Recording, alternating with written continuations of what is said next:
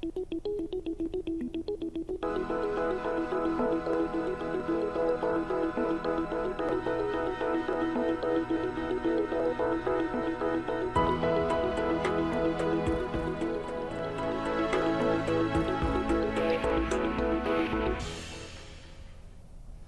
afternoon. Thanks for joining us for another edition of On Point at Notre Dame.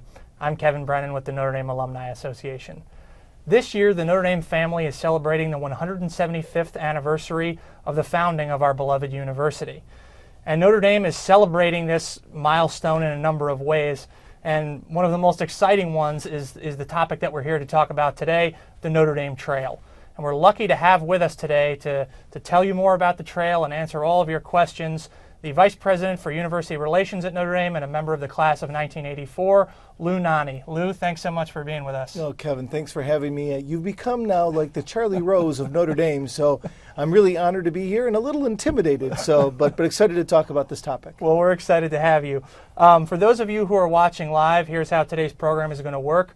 Lou is initially going to tell us a little bit more about the trail and give us some more information. And on the second half of today's broadcast, he's going to be answering your questions. You can start submitting your questions now using the form just below the streaming player while you're watching us. You can submit questions throughout the event, as many as you like, and we'll try to get to as many questions as we can as time allows. With that, Lou, I'll hand it off to you.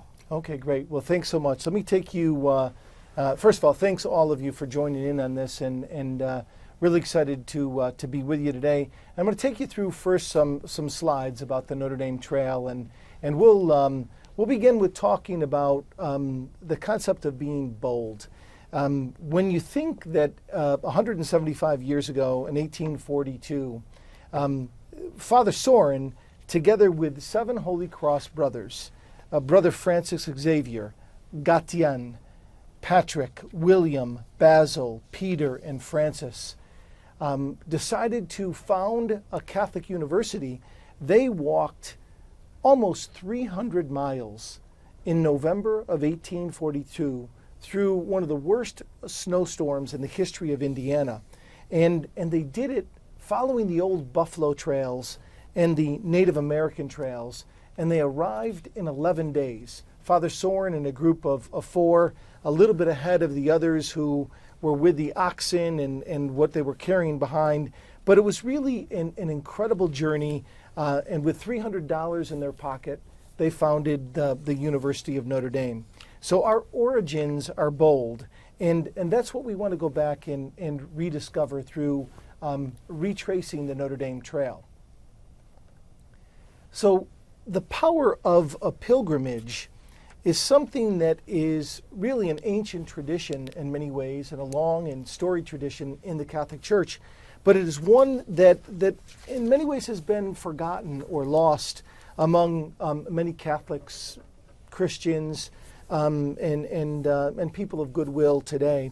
And so we want to really embrace kind of a pilgrimage which will be both a communal journey, welcoming every member of the Notre Dame family to walk with us for part of the way of this journey, this 13-day walk from Vincennes, Indiana to Notre Dame, which would be about 325 miles in all as it's mapped out, or to walk with us virtually, to participate electronically and to send prayers and to watch kind of some of the electronic content that we'll be able to share along the way.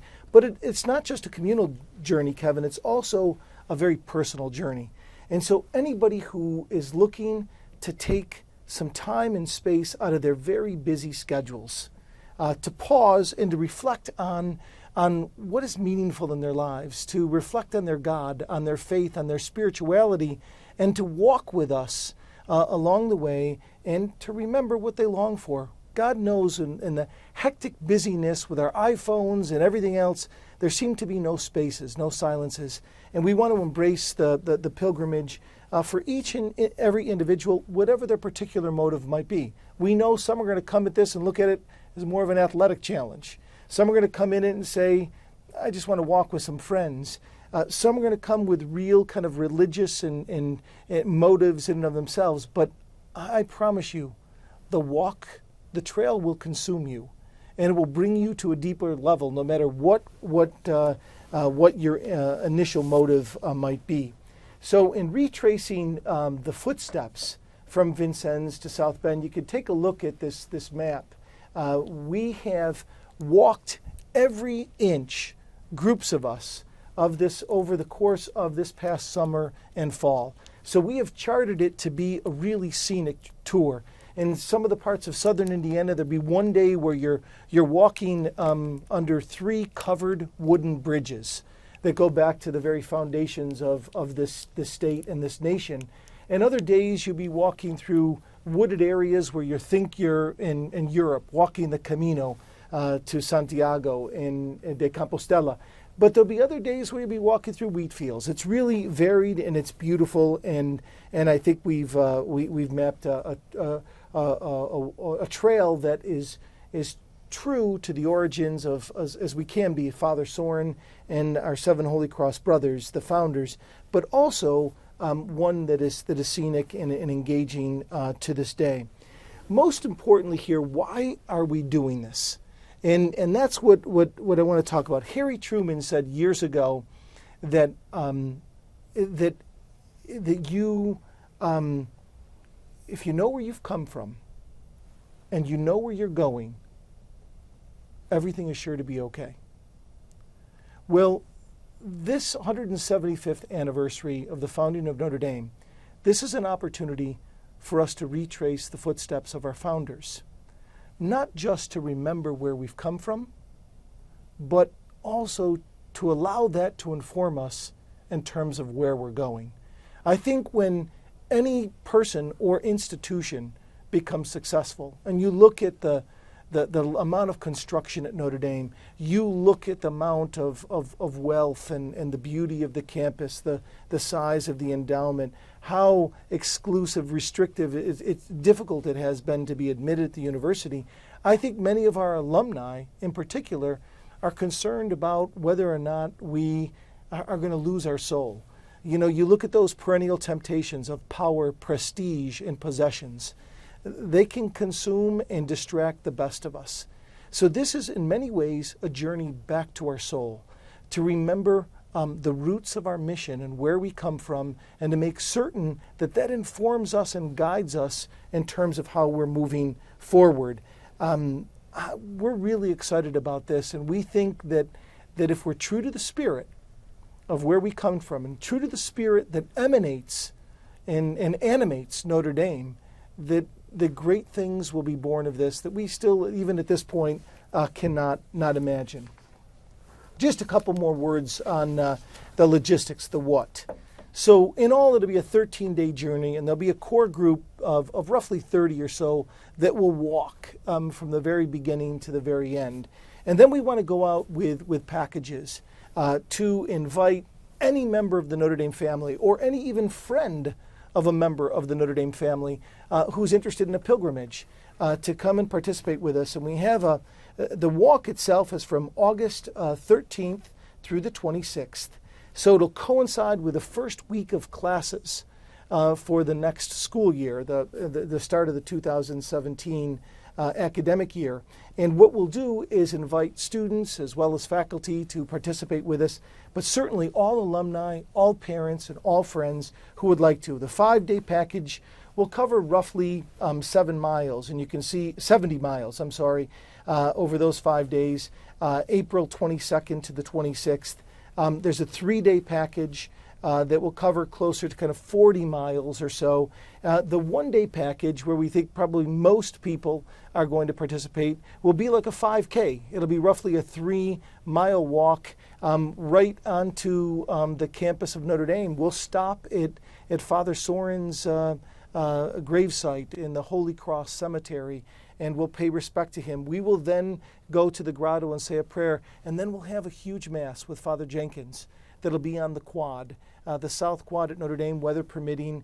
And we're really trying to push out registration, and you'll see here on the following page on the website here, Time to Be Bold. This is really once-in-a-lifetime opportunity. And if anybody wants to participate, even if it's to be pushed in a wheelchair for part of it, we want to invite everybody, or even if it's virtually, if you cannot make it back to campus, there'll be live streaming, there'll be video storytelling every evening, and there'll be ways to participate and to send your prayers. So that's a little bit of an overview on the Notre Dame Trail. Well, thanks so much, Lou. It's such an interesting and exciting adventure that so many of us will be able to hopefully go on in the Notre Dame family, and we're excited and grateful to be able to learn more about it. For those of you watching live, now is the portion of the event where Lou's going to be answering your questions. Remember, you can submit your questions using the form directly below where you're watching us, and we'll answer as many of the questions as we can as time allows. So Lou, my first question is kind of, where did this idea come from? It is such a landmark occasion for the university, 175 years. Yeah. How was the decision made that this would be a signature way in which we'd celebrate that? Well, we got about 30 Notre Dame people together, and we did a brainstorming session. We came up with dozens of ideas of how to celebrate the 175th anniversary, and this was one that came out of that brainstorming session, and it seemed to resonate with everybody. Now, it's, in some ways, let's be really clear, it's a crazy idea. I can't think of any other university in the country that would be perhaps as stupid or foolhardy to take on such an ambitious endeavor. But it's one that we thought really goes to the heart of Notre Dame's mission, which is to be a great Catholic university that will have an impact on this world. And so we wanted to invite people to take a pause in their lives, to walk, to do it collectively with other members of the Notre Dame family and beyond, and to do it in a very personal and intimate way and say, God, how are you calling me to live my life better? What are the things that really matter? And how can I be truer to those things?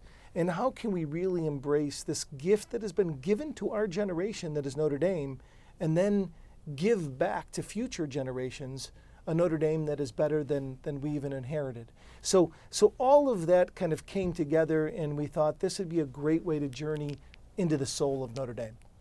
I think we have our first question from a member of the audience ready for you here, Lou. The question comes from Sherry.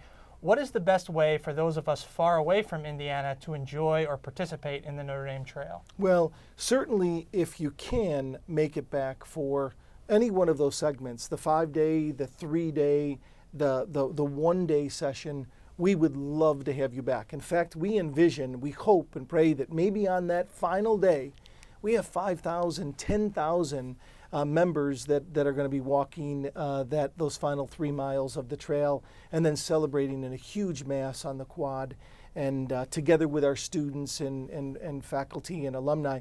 So that is one way, and all of that is explained in detail again on the website, which I'm sure you'll be up on the screen for you to participate in time and again. But if not, we believe that many of the clubs will have walks on that final day, and more information is going to be going out from the Notre Dame clubs around the country and the world to that end.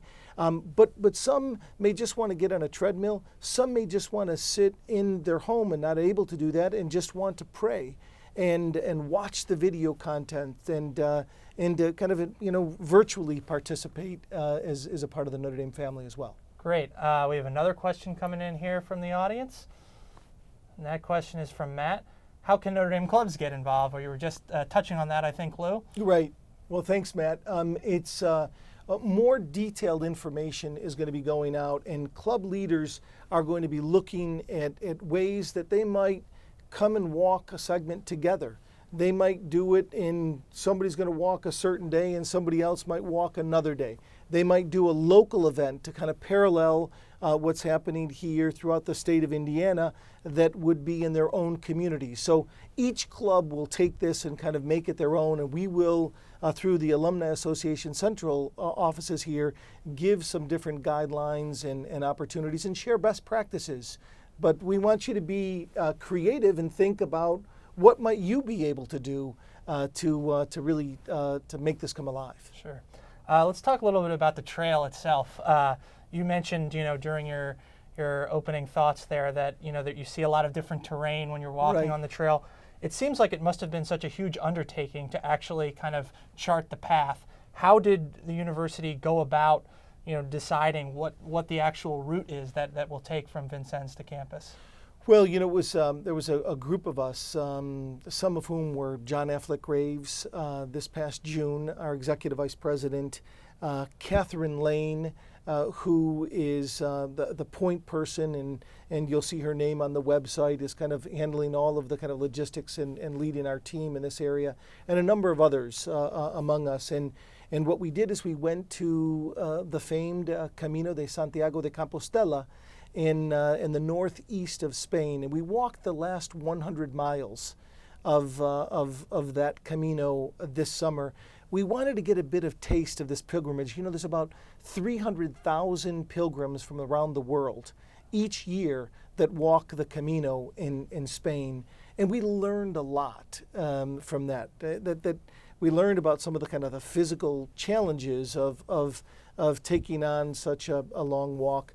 But we also learned about some of the mystical aspects of a Camino like that we then tried to come and incorporate here in this Notre Dame Trail, the steps that Father Sorin and the Seven Holy Cross Brothers walked. And so I think the team has done a really good job of keeping this trail really fresh and beautiful and engaging, and having some places along the way where we will stop, to celebrate, to pray, to share a beer, in the evenings, and to really appreciate the terrain which fortunately is pretty flat, that Father Sorin and the brothers traveled in a much more difficult time, November of the year, than we're going to be doing in August. Sure. We have another question coming in from the audience here. This is from Lisa. How does Lou suggest preparing spiritually and physically for the trail? No, that's a great question, and I don't want to be too presumptive to suggest that there's anything uniform about this. When you go to the Camino, it is amazing in Spain to see 90-year-old people walking over 300 miles, the full trail, over a month. You see other people that walk different bits and pieces of it. You see people that come from all different motives. I mean, some that are more, this is an athletic, feat that I want to accomplish, and again, some for much more religious devotional reasons, and some kind of generally spiritual. I think there's some good guidelines to train. You depending on what you're going to do, I would make sure that I walked that amount, that length, regularly for the months leading up to the Notre Dame Trail. Number one. Number two, in that process, you want to make sure that you have the right footwear, and all these guidelines and so forth will be on the website. You want to get maybe a shoe size, a sneaker size, or a walking shoe that is maybe a size larger, because in the heat your feet can swell a bit, and have good socks, things of that nature. But that should all be spelled out there, and we can help you get that research. But just make sure that you're comfortable doing what you're going to take on, and the first time you go to walk those distances is not when you walk the trail. Right. We have another question coming in from the audience here, from Mary. Can you talk a bit about how religion will play a role in the actual walk? Will there be guided activities related to specific topics, or is it more of a general contemplative exercise? No, that's a great point, and there'll be some of both. There will be a rosary every morning as we kick off the walk. There will be many places along the way where we will stop to celebrate Mass at the end of a day as we walk. We'll be starting early in the morning because August days can get rather hot here in Indiana and humid, and so we'll try to get most of the walking in before the dead of heat. So we'll have more time to celebrate and afterwards. But again, like on the Camino, so much of what happens is more spontaneous. Some people will lead songs and singing, and some will join in and sing religious songs with them along the way. Others just want to walk in quiet. Some want to walk in conversation with best friends, and they will do it that way. And so each will take their own way, but there will be opportunities to participate in planned religious and spiritual activities, or for you just to kind of go at your own as you like. Sure. We have another question coming in here. This one's from Will. What a fantastic idea, Will says. What are the accommodations for overnights on the trail? No, that's a great question, Will. Thank you for thinking this is a fantastic idea, and it'll be fantastic if we can really engage the broader Notre Dame family and beyond.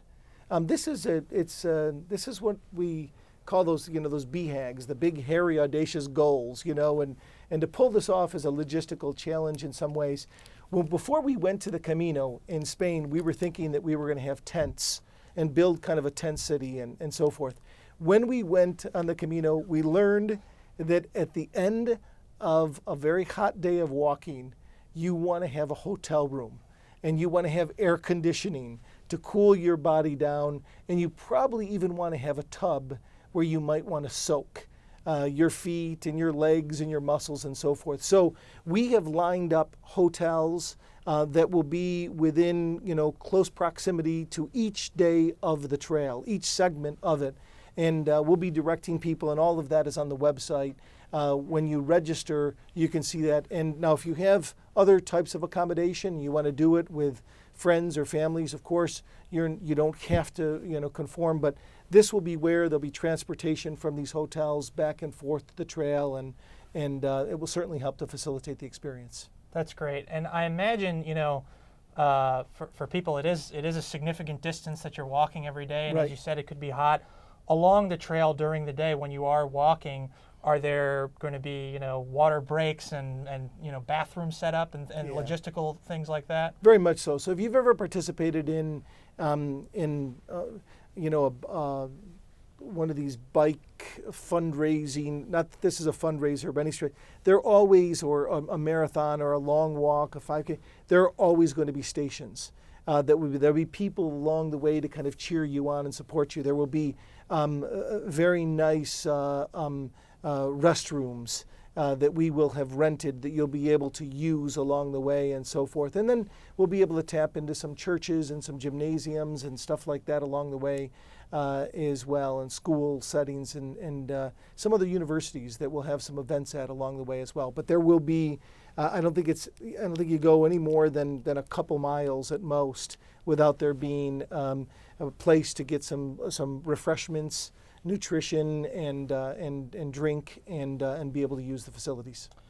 Lou, one of the great aspects, it seems like, of as you talked about at the beginning of the Notre Dame Trail, is how it connects us with our past and our founding right. As a university.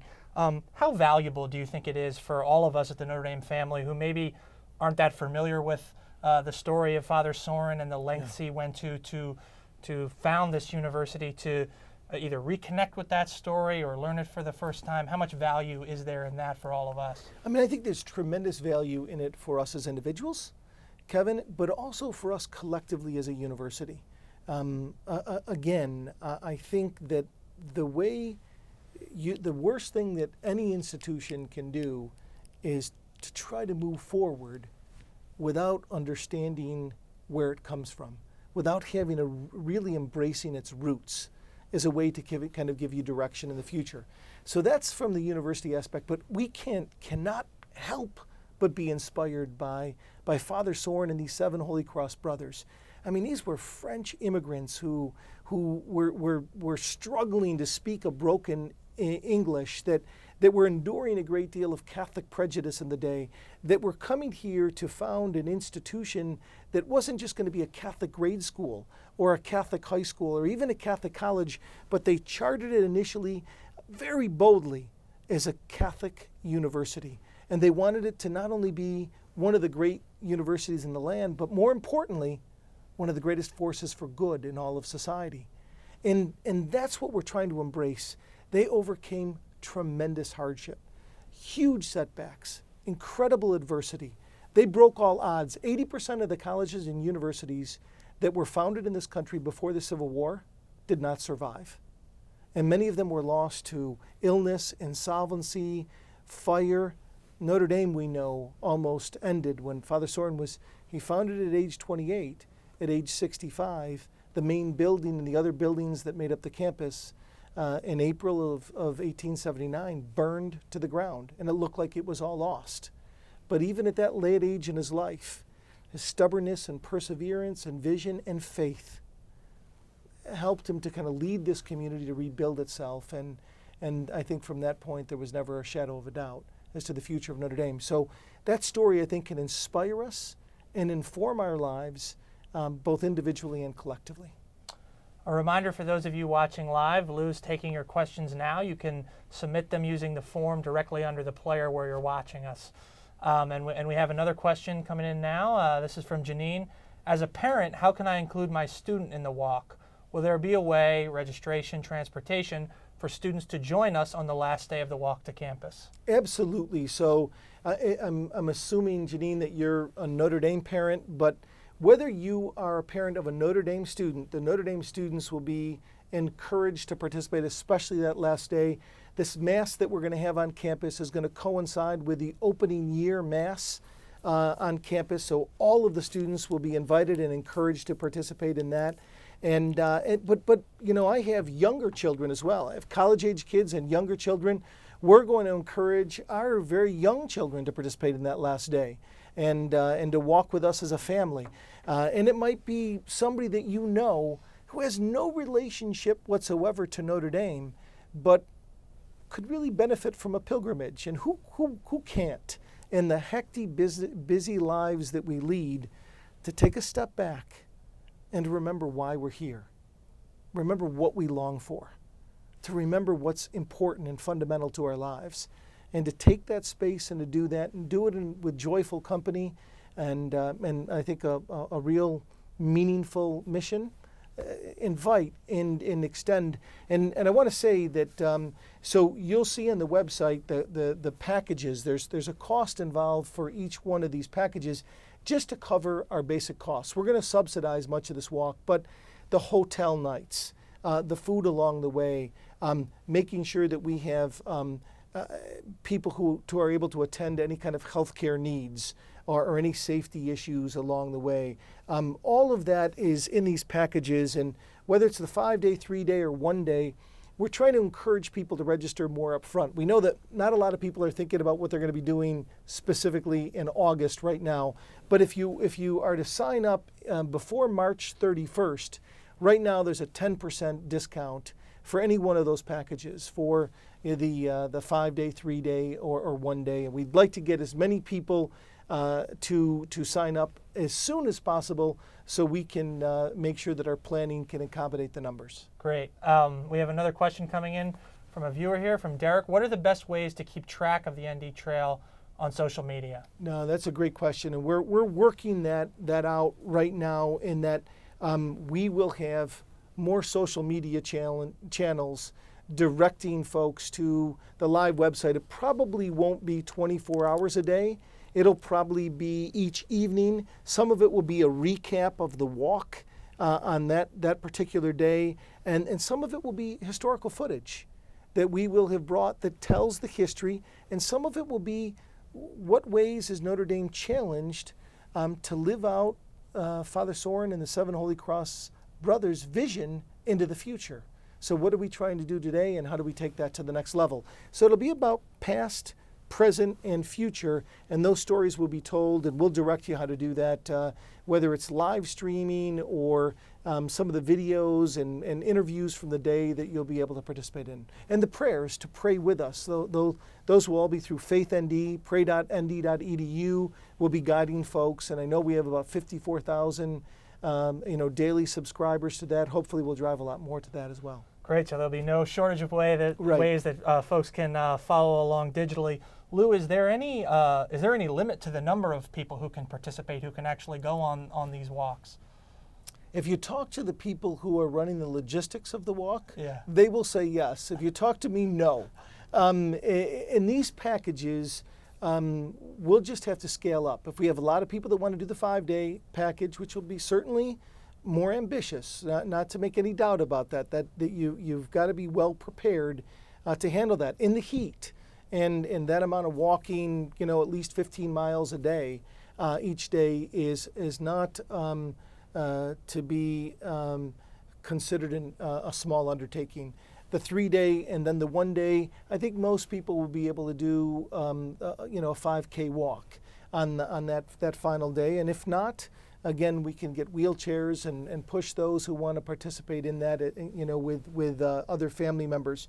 But we want to encourage everybody to participate. And on that last day, like I said, I'd love nothing more than to see more than 10,000 members of the Notre Dame family walking with us, including students and faculty and members of the Congregation of Holy Cross, to be received by the Pokagon band of the Potawatomi Native Americans that received us when we first arrived, to bring Holy Cross sisters and brothers and religious of all different walks.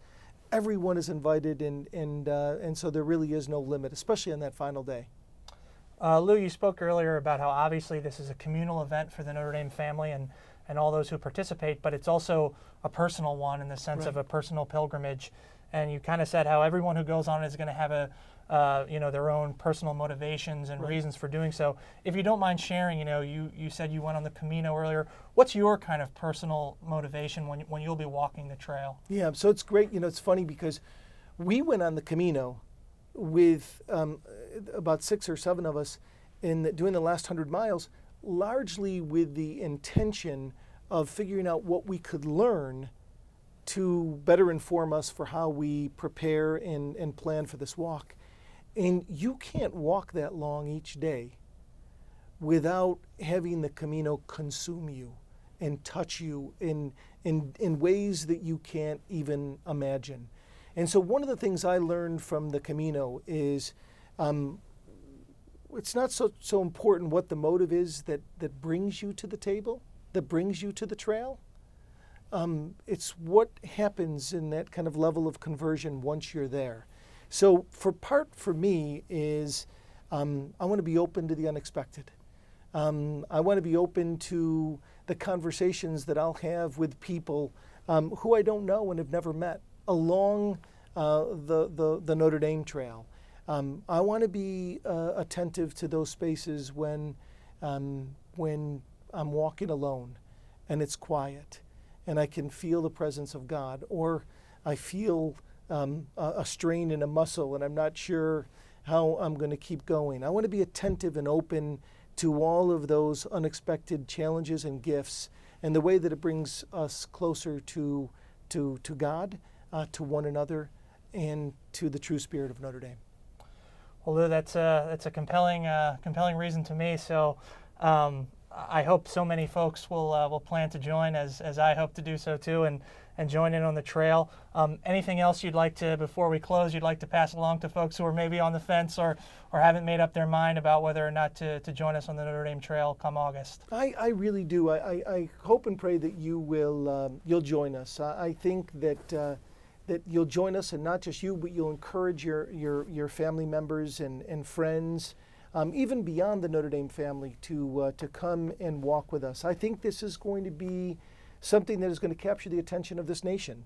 I don't know that outside of the Camino in Spain that there is any kind of a pilgrimage like this in the United States. And I think we can do something that will be very special, not just for those who participate, but for others who are kind of looking in from the outside.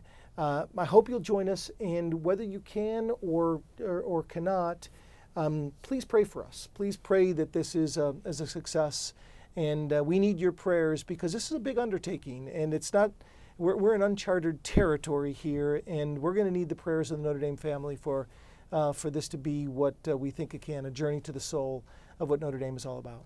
Well, Lou, thanks so much for taking the time out today to tell us more Kevin. about the trail and answer our questions. We really appreciate it. And thank all of you. Hopefully we'll see you in August on the trail. And remember, for all of those of you who'd like to sign up for the trail or want more information, you can find out more at trail.nd.edu, and you can keep visiting that site throughout the year as more details will be added, and follow along virtually as well. Thanks so much for watching another edition of On Point at Notre Dame. Remember, for all of our past issues, for upcoming ones, you can visit us on YouTube, search for the Notre Dame Alumni Association there, or you can visit us on My Notre Dame. I'm Kevin Brennan with the Notre Dame Alumni Association. Thanks for watching, and go Irish. God bless, go Irish.